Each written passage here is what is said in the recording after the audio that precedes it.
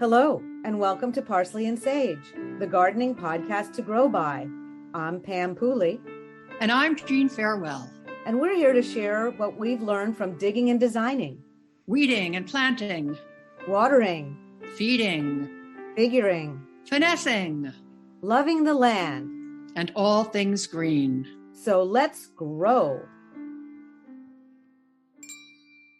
Today we're delving into the gardener as an artist, applying the artist training to formulate the garden scheme.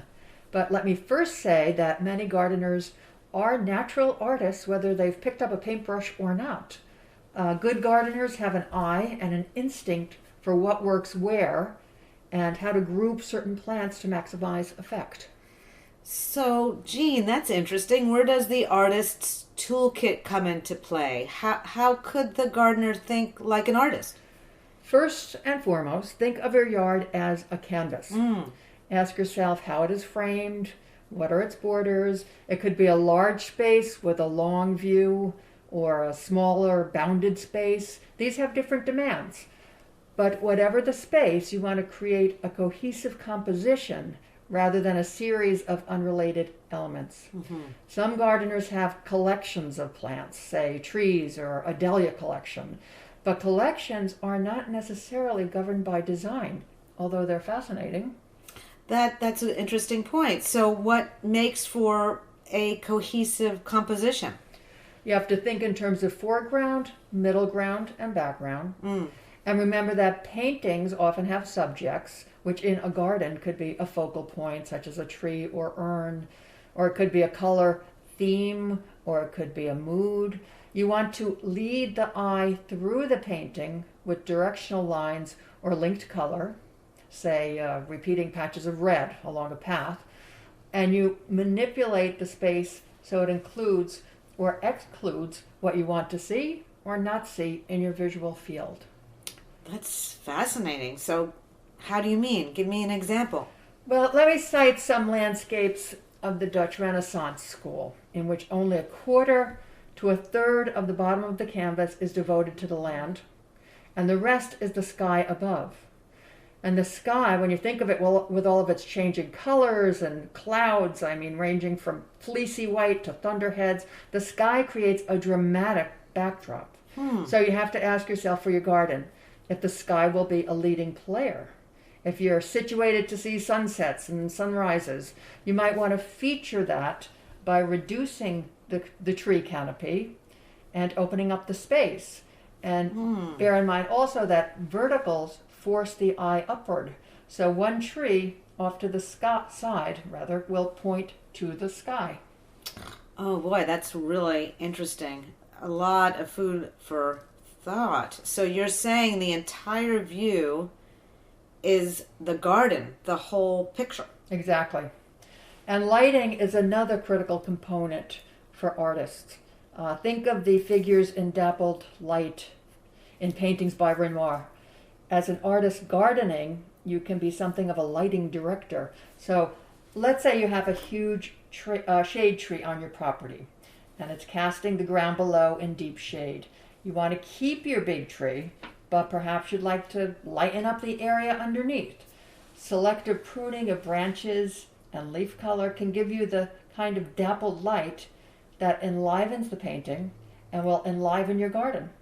So as the sun and clouds move over the tree, the flickering light on the ground will be dancing. And of course the dappled light allows for plants that might not have done well in heavy shade. That's really fascinating. And that light, though, it changes during the course of the season, right? So how do you work with that? People think of shade gardens or sunny gardens, but they do change over the season, and light is very nuanced. And you have to factor in where there's light, there are often cast shadows. You have to know where your shadows are, how big they are, okay, if they're cast by a building or a tree, and how long they last, because that will affect your planting scheme. And yes, all of those shadows change with the season in terms of where the sun is in the sky. And shadows in paintings create a separate set of patterns and create a mood and add another visual layer. And the gardener can use light for that as well. Can you give me an example of what you're doing in your garden that sets a mood? I do get beautiful sunrises, that pink. And so I can see them basically because they're not blocked by large trees. So I have that. I don't have to be snipping branches. I can see that. That's beautiful. So what view is that from? Is that the front of your house at a certain window? It's actually to the right, to the east. Yeah. Right. Mm-hmm. So that's something I'm doing. That's very interesting. And you mentioned layers. It makes me think that you can use plants to actually brighten a shady corner or a canopied area. I do that a lot when it seems very dark in a garden. I think about variegated plants, like the hostas that have white edges. It's amazing how white in a plant can brighten up an area. Yes. Yes. Tell me more about color. Yes. Well, any one of these headings could generate a book-length manuscript, Pam, but plotting your color associations is like the association of light and darkness. If an artist wants to make it seem as if there's light spilling into a picture, the light will look brightest if it's adjacent to a dark area or a deep shadow. And the same goes for colors of flowers. If you want your whites to pop, then plant them next to a purple or some dark color. And the contrast in color play off each other. A dark background of yew or holly will make the paler colors in front stand out. Whereas if they're amongst other faint colors, they could be lost. So colors have mood. Hot colors such as red tend to excite. Cool colors can be more peaceful. That's a very important point. And it's interesting about grouping plants to show them off the best. I mean, it really is interesting putting, for example, even I like to see like evergreens with, say, a river birch, because the white peely bark next to the green it can be so stunning.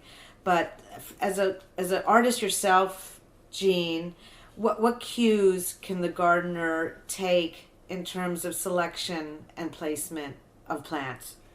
Think of a still life painting. Let's say there are three objects: a tall element such as a jug, and a sphere like an apple, maybe some looser form that drapes over a bit such as a bunch of grapes. These different shapes play off each other. A cone makes a sphere look rounder, for example. But these contrasting components have to have a relationship. If they're too far away from each other, they don't create a unified group. And the same goes for the elements in a garden. If you put, say, a small boxwood sphere slightly off-center in front of a tall boxwood cone, there's a relationship. But if they're separated by too much distance, they might not hang together as a composition. Oh, that's such a great point. And that, I notice as a gardener, can drive me crazy when often I work with helpers sometimes and place plants, especially before they're planted, of course. And then when they're planted, sometimes they're just off a little bit. But you can really notice sometimes, for example, creating a matrix like a triangle can look very good in a garden rather than maybe lining things up like soldiers. Exactly. But then the diagonals really need to be equal, for example. Yeah. I think it also works with hardscape features or sculptures. Okay. If you are working like to me, it's so important. And I hope listeners think about this if you're doing a foundation planting, meaning against your house. You know, I never thought about this in my early days as a gardener. A big spacious wall that may not have a window. Really, really consider where you're placing your plants on that wall, because you may just be looking at the bed, but then when you're looking at the whole composition, as you say, the wall needs to be the basic frame or the canvas for you. Right. So I have done things where the tree is off center on that wall and thought, oh my gosh, why did I do that? Mm-hmm. Or if you're lining up plants, they should have equal distance between them. Mm-hmm. And the same goes with a fence. The posts can help you determine placement. Right. So that I had to place, I had 3 very large boxwoods, and that took some time to place along a picket fence because I wanted them equidistant between 2 posts. Right. But I only had 3. And the fence was pretty long. So that took a while to compose, so to speak. And I think of gardeners really do have to think about composing a scene. That's so fascinating. It is. And thank you for mentioning that. Now, what about perspective? The idea that things in the distance are smaller. How do you take advantage of that in the garden? Yes, you can. You can play with perspective. If you want to make a small garden look longer, you can dramatically decrease the sizes of plants so that they look farther away. There's also atmospheric perspective. Things in the distance look pale and blurry because of the atmosphere. So the mountain right in front of you is green, but the one far away looks blue. So colors fade in the distance, and that affects the flower colors you choose for the back of the garden. Will you make them stronger using, say, reds instead of pink so they won't look washed out? Or you might want to emphasize the receding distance by not compensating for the dimming color. But also remember that the artist, there's a difference. The artist selects the point of view and chooses the eye level. He paints the picture and it doesn't change, but the gardener moves through the space. He gets different viewpoints. And very often the garden is viewed from a window in the house, which might be well above ground level. So seeing the overall design from a high vantage point is a design factor. And you might want to take that into consideration, the bird's eye view or the aerial view, or concentrate on the view you see from the kitchen window or the patio. Those are great pointers, Jeanne, because one doesn't think about all those different viewpoints. And it's interesting because I think one of the most important views is that one inside, especially in the Northeast when you're spending a lot of time inside. I mean, the winters are almost 6 months long, so it is so important. That's why this time of year, we happen to be taping this in the winter. You can really see your views and think about, wait a minute, what am I going to need to do? I was just at a garden the other day of a potential client, and they saw their house before they bought it in July and showed me a picture, and of course it was lush, and the houses around them were hidden because of the tree canopies, and now they're seeing their neighbors, and they want to make sure that like their wintertime view is going to help give them a little more privacy. So therefore we're going to have to consider a border that may include some evergreens in it, of course, to hide to hide those other houses. Right. So there is a lot to consider here, Jeanne. And for listeners who don't have artistic training, is there some key concept that you would suggest to keep in mind? Well, in terms of any artistic production, the central concepts are simplicity and unity. Well, you write, Pam, so you know this. If you want a taut manuscript, you stick to the theme and you whittle it down to the essentials. In gardening, too, you want to edit. If there's too much going on in your garden, too much visual noise, the eye has trouble making sense of it. And the result can be confusion rather than concord.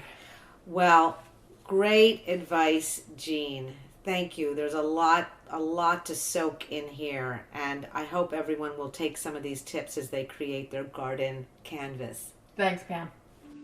That wraps up today's garden conversation. We would like to answer your gardening questions on the show, so please message us on Instagram at Parsley and Sage Podcast, or visit our website at parsleyandsagepodcast.com. Thank you for joining us. I'm Pam Pooley. And I'm Jeanne Farewell for Parsley and Sage. Happy digging.